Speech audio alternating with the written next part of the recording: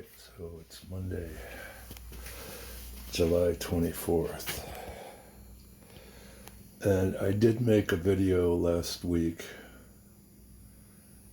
and I'm not exactly sure what happened to it.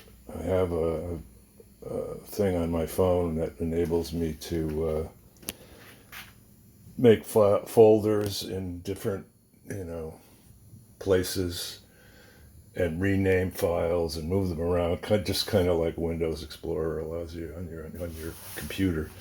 So anyway, I always rename the files and have the date in the name and the name of the boat.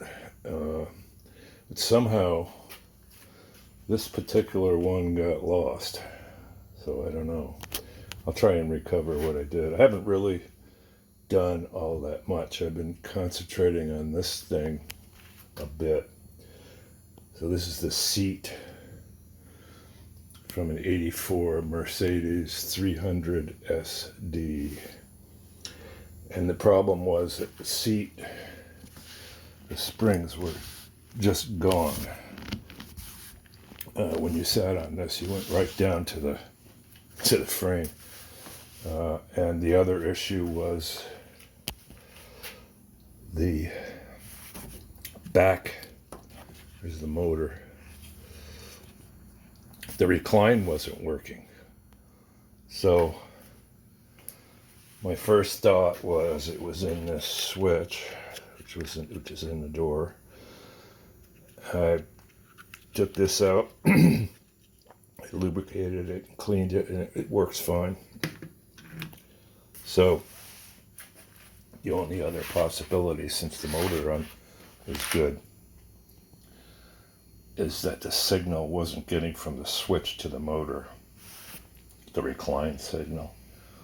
And this thing here, this gets a bunch of,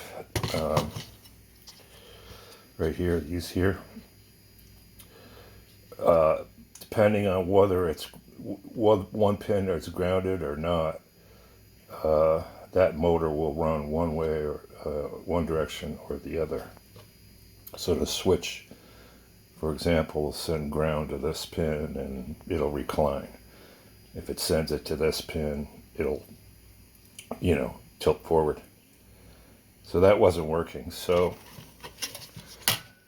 I've removed this. It must be some kind of a power transistor or something that's gone, and I'm not going to try and figure that out. I just sourced another box like that on eBay. But everything else works good and seems to be in good condition. So hopefully the seat will be in there soon, and I'll be driving now to the boat.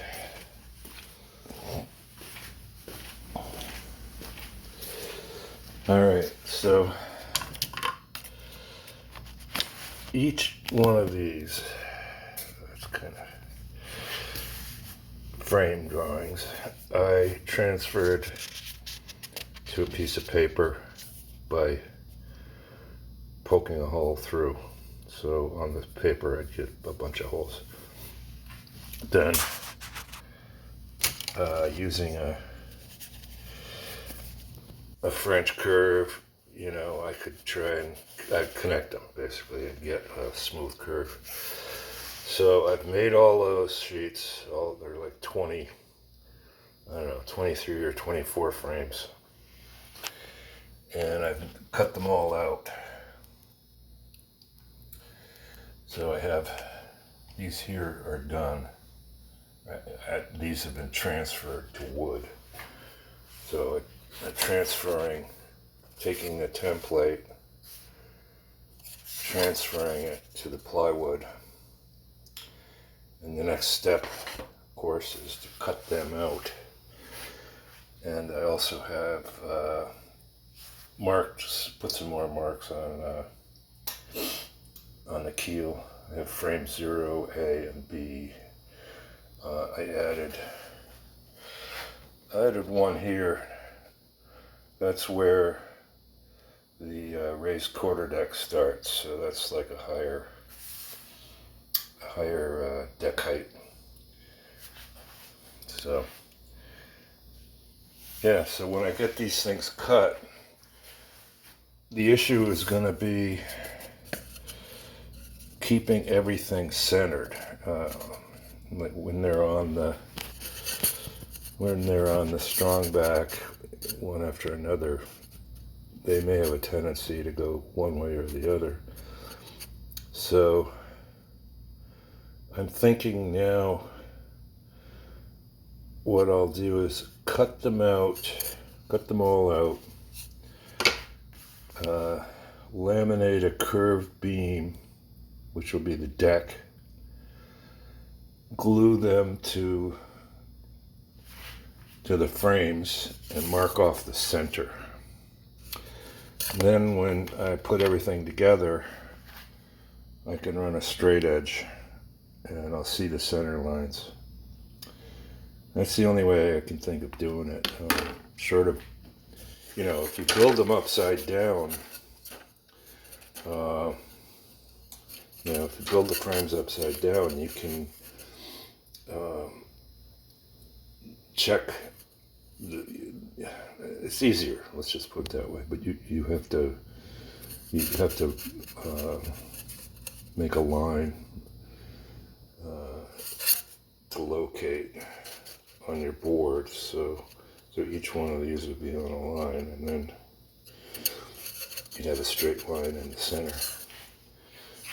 So anyway, that's the status of all the stuff going on here. I don't know if this one, if I got this into another video or not, but I found a general arrangement picture. Of course, I don't have the. Let's see. It's worth looking at. Ships.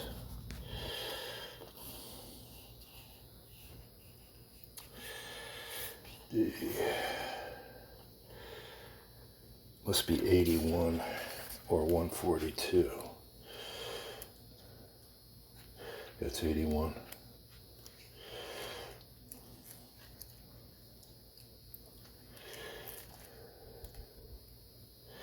This must be it.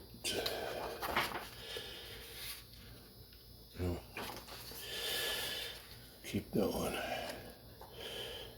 83. Yeah. Alright, so that's the general arrangement of the ship. It gives you the rigging and stuff on top of the deck. I don't know how far I'll go with that stuff, but at least the information is there.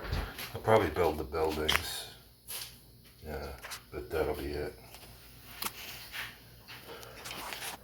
So that's it.